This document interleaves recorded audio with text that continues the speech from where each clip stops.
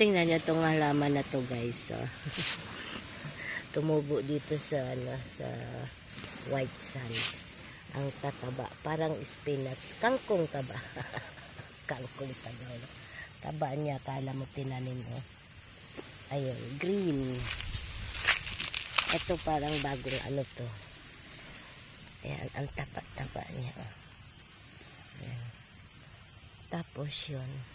Pula na siya. Siguro luma na yan. Ayan, tumubo. Ang taba niya parang itinanim. Pero natural yata ito itong ano. Ayan. May kugon.